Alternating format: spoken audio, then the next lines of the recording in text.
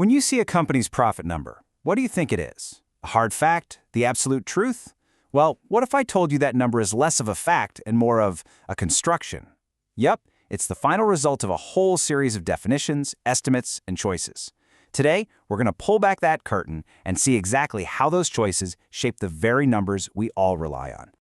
Analysts, they love a good, clean formula. And the net profit margin, it's a classic. You just take the net income divided by the net sales. Simple, right? It tells you exactly how much of every single dollar in sales a company actually gets to keep as profit. On the surface, it really feels like the final definitive answer to the big question, is this company making money? But, and this is where it gets really interesting, how reliable is that number? Because the pieces that make up that nice, simple ratio, especially the net income part, are built on a foundation of human judgment. That final number isn't just discovered in the books. In a lot of ways, it's carefully constructed. And that whole construction process, it all starts with the most fundamental choice a company makes. Which accounting system are they going to use?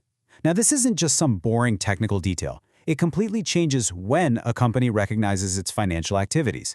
So here we see the two main paths a company can go down. On one side, you've got the cash basis. It's super simple. Money comes in, that's revenue. Money goes out, that's an expense. But then you have accrual accounting, which is what pretty much all large companies use. It records transactions when they actually happen, not just when the money changes hands. So a sale gets booked when it's earned, even if the customer pays you 30 days later. This gives a way more complete picture of a company's real performance. So for any kind of serious analysis, accrual accounting is the clear winner. It just reflects the true economic pulse of the business. But, and this is the critical trade-off, it forces accountants to make judgments, to use estimates, and that right there is the door that lets subjectivity creep into the numbers. Let's think of accountants as financial architects. To build the financial statements, they need their tools. And in accrual accounting, one of the most important tools in their toolbox is estimates.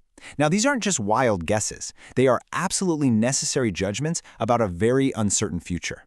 And trust me, these estimates are everywhere. How long is that new piece of machinery actually going to last? That's an estimate of its useful life. How much are we going to have to pay out in warranty claims next year? That's an estimate of a future liability. These judgments are totally fundamental to how you even calculate income. And this illustrates the impact perfectly. Just look at this. You have two companies, and they buy the exact same machine. Company A is a bit more conservative and says, it'll last about 5 years. This means they report a higher depreciation expense each year, which pushes their reported profit down. But Company B, they're more optimistic. They estimate a 10-year life. So their annual depreciation expense is lower, which makes their reported profit look higher. Okay, let that sink in for a moment. The actual business operations are identical. The same machine is making the same products. But the profit that gets reported to the world, it's completely different. All because of one single accounting judgment. That's how powerful an estimate can be. And it doesn't just stop with estimates. Believe it or not, there's another layer to this. Within the official rulebook, what's called Generally Accepted Accounting Principles, or GAAP, companies actually have even more flexibility. They can choose, and sometimes even change, their accounting methods. And there are a few main types of these changes. A company can decide to change a core accounting principle, like how it values all its inventory. They can change an estimate, which we just talked about, or they can change the reporting entity itself, maybe through a big merger or acquisition. The big takeaway here for any analyst is that these changes can totally swing the numbers. I mean, if a company changes its depreciation method one year, trying to compare its profit margin to the year before is like comparing apples and oranges. It makes spotting real trends so much harder. So this all brings us to a really critical question. Why are these choices being made? To get that, we have to look at the human element. And remember that financial statements aren't created in a vacuum. They're created for an audience.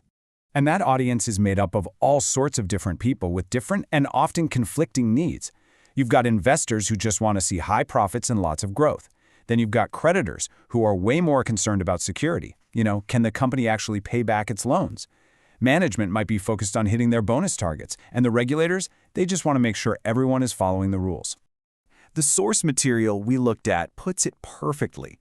It says these competing pressures can lead to suboptimal financial reporting. The pressure to make one group happy, say investors who are hungry for profit growth, might lead to choices that don't really give a true picture of the company's long-term health. And all of this creates a really powerful incentive for something called earnings management, because investors and the stock market rely so heavily on metrics like the price-to-earnings ratio. Managers know that meeting or beating those earnings expectations can have a huge impact on their stock price. This creates a ton of pressure to use the flexibility inside the accounting rules to shape the final numbers. So what does this all mean for you, especially if you're studying for an exam like the CMA? Well, it means you have to adopt an analyst's mindset. You have to learn how to read between the lines of those financial statements. And if there is one thing, just one thing, you burn into your memory from this, it is this. A ratio is only as good as the numbers you feed into it.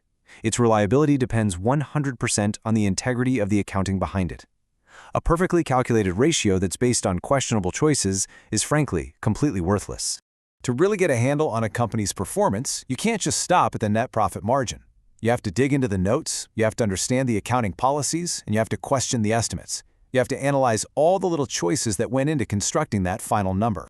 So the next time you see a big headline about a company's record profits, don't just take that number at face value. Think about the choices that were made behind the scenes. The real question isn't just, what is the profit? It's, how was that profit measured? So, what will you ask?